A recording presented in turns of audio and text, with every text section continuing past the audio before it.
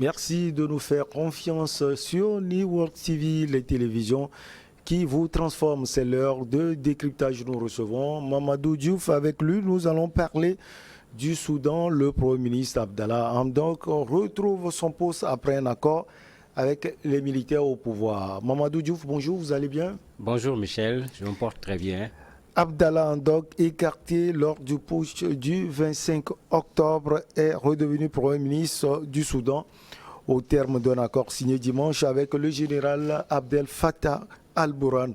Des milliers de Soudanais sont descendus dans les rues de Khartoum et d'autres villes du pays pour contester cette entente. Un adolescent a été tué par balle. Mamadou, quels sont les termes de cet accord? C'est ce que tout le monde attend de voir parce que on n'a pas encore tous les éléments de l'accord.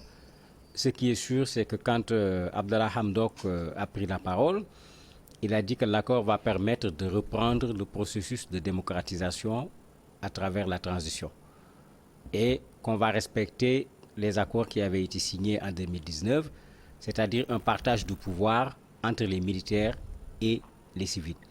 Mais ça ne suffit pas, il va falloir qu'on sache concrètement qu'est-ce qui se passe. Parce que si on reste dans la logique des accords de 2019, ce sont les civils qui doivent diriger aujourd'hui la transition, pas les militaires.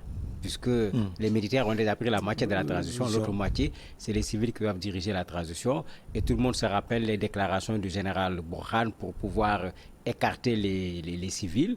Et jusqu'à présent, Burhan se présente comme le premier responsable du Soudan, ce qui est contraire à ces accords. Un autre élément qu'on connaît des accords, il a dit que également les personnes qui ont été arrêtées à cause des manifestations vont être libérées. Mais pour le moment, c'est ça qui est clairement dit au niveau des accords. D'autres éléments, on ne le sait pas. Mais le problème pour les Soudanais n'est pas dans le contenu des accords. Puisque les Soudanais sont dans une posture où ils ne veulent même plus que les militaires participent au reste de la transition. Ils ne sont même plus dans la logique des accords de 2019 où c'est les civils qui dirigent et les militaires sont là. Ils ne veulent plus de ces militaires dans la transition et dans les manifestations. Les gens le clament de façon extrêmement claire. Alors, est-ce qu'on peut dire que les manifestants et le Premier ministre sont aux antipodes aujourd'hui? Parce qu'on l'a dit tout à l'heure, les manifestants sont contre cette entente, mais Abdallah Hamdok est redevenu le Premier ministre. Oui, ils sont aux antipodes aujourd'hui puisque un manifestant interrogé a dit qu'il est contre l'accord parce que l'accord est une sorte de retour en arrière.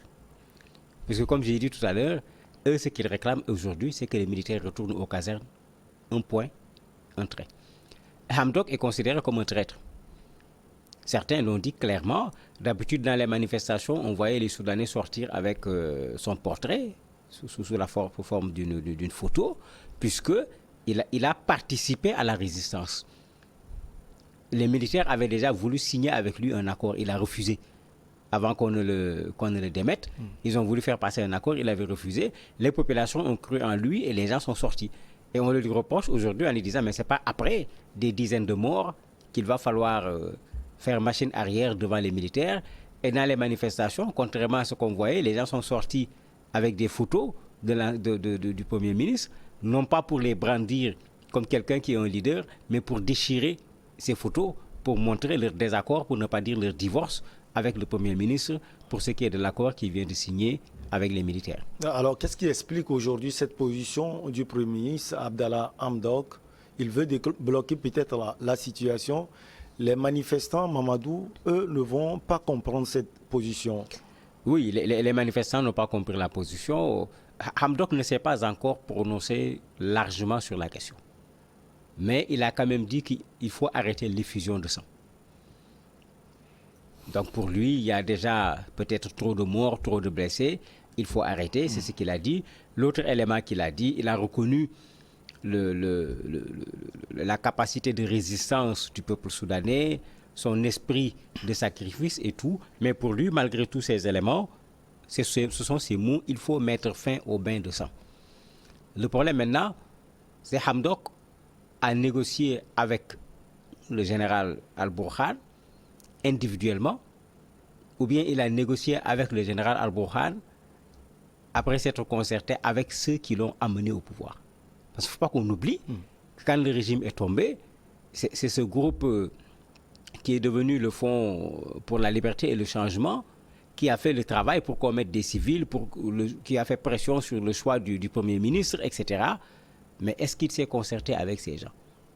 S'il allait se concerter de façon individuelle avec le général, il est évident que le désaccord qui va exister entre lui et ceux qui avaient manifesté et dont le résultat de leur manifestation a fait qu'il est devenu Premier ministre, il est clair que cela risque de prendre le Premier ministre Hamdok, de le mettre dans le même camp que celui du général Burhan. Et en ce moment, en termes de soutien, il faut que Hamdok sache qui va pouvoir le soutenir au niveau de la société soudanaise. Alors, s'il est vomi, le Premier ministre, qui peut porter la résistance et comment elle se fera? Le Premier ministre ne portait pas la résistance. Il ne faut pas qu'on mélange les choses. Le Premier ministre était un résident surveillé. Si c'était lui seulement, rien ne va changer. Ce qui a changé, on le doit à ceux qui avaient amené la révolution au Soudan et qui ont repris, j'allais dire, leur bâton de révolutionnaire, pour ne pas dire pèlerin, pour arpenter à nouveau les rues, pour recréer la résistance au niveau des quartiers.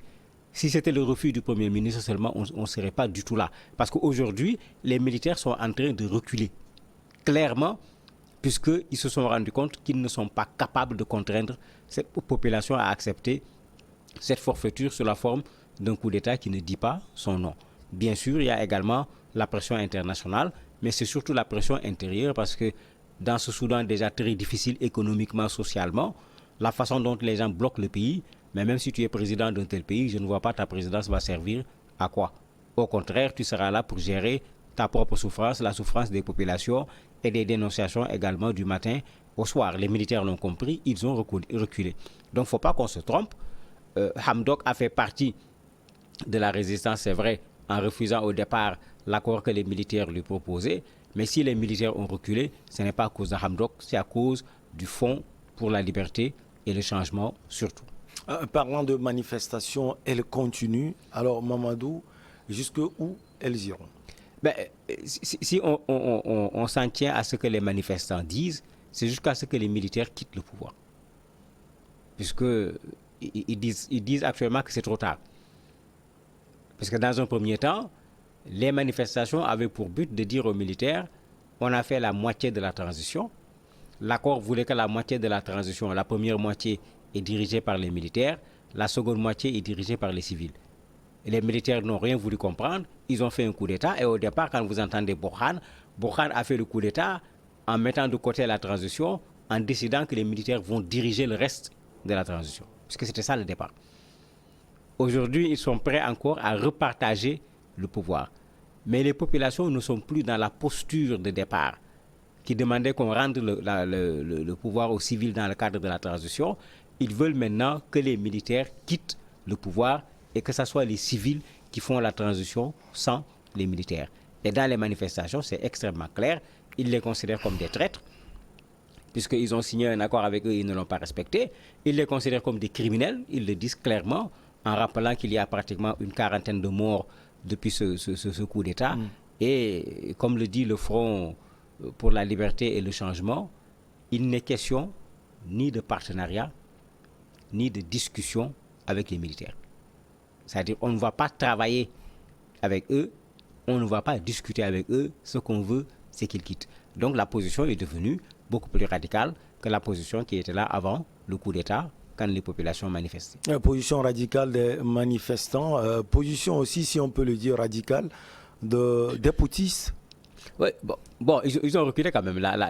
Ils sont très loin actuellement de la première position qu'ils avaient prise, qui consistait à dire que les civils, c'est la pagaille, ils ne s'entendent pas entre eux, ils ne peuvent pas gérer, on ne peut pas leur donner la responsabilité pour la deuxième partie de la transition, puisque c'était ça au départ le discours des militaires. Donc les militaires vont gérer.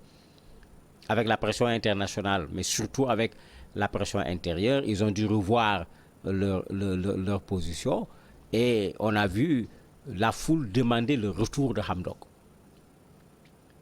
Ils ont accepté le retour de Hamdok, mais malheureusement, c'est comme si Hamdok est allé négocier son retour de façon individuelle. Alors que Hamdok devait aller voir au moins le Fonds pour la libération et le changement pour savoir s'il faut retourner au pouvoir, quelles sont les conditions. Il ne semble pas l'avoir fait, raison pour laquelle il est retourné. Ceux qui demandaient qu'on lui rende le poste de Premier ministre sont en train aujourd'hui de dénoncer les militaires et de le dénoncer lui qui a retrouvé le poste de Premier ministre. Parce que, quoi qu'on dise, ce soutien populaire, c'est ça qui avait fait la force de cette résistance. Si Hamdok se débarrasse de ce soutien populaire, ben, s'il va dans le camp des militaires, sans le soutien des populations, il ne risque pas de représenter grand-chose. Mais ce retour de Hamdok risque de diminuer les pressions internationales et donc avantage la junte en place. Ben, pas réellement, parce que c'est vrai que la communauté internationale demandait le retour du Premier ministre, mais il ne faut pas oublier que si la communauté internationale intervient dans un pays, de façon réelle, c'est sur la base de la mobilisation des populations. La communauté internationale est là, on a vu les coups d'État au Mali, on a vu les coups d'État en Guinée, on a vu le coup d'État au Tchad, on a vu le coup d'État au Soudan, quand les Hamdok quand le général a pris le pouvoir. Tout ça, c'est des coups d'État. La communauté internationale a fait quoi? Pas grand-chose. En fait, il faut d'abord une mobilisation interne des populations pour que la communauté internationale se rende compte que, ici, si on n'agit pas, on risque d'aller vers la catastrophe, pour que vous voyez la communauté internationale réagir. Ça sera la même chose. On va dire c'est un pas, et c'est vrai quand même, les militaires ont reculé, mais est-ce que ce pas va dans le sens de ce que veulent les populations soudanaises aujourd'hui? La réponse est claire, c'est non. Donc si la communauté internationale s'intéresse à ce que les Soudanais veulent, les Soudanais aujourd'hui sont en train d'oublier Hamdok parce qu'il est allé rejoindre le camp des militaires. Donc il va falloir trouver une médiation en sachant que Hamdok pourra faire partie du camp des militaires, mais quand il va falloir parler de négociations, Hamdok ne pourra plus faire partie du camp du Fonds de la libération pour le changement, qui est porteur de cette transition actuellement que l'on voit au Soudan. Donc les manifestations vont sans doute continuer. Mais bien sûr, ils l'ont montré clairement. Il y a eu un mort le jour où on devait signer les accords. Je crois que c'est la meilleure preuve pour dire qu'on n'est pas d'accord.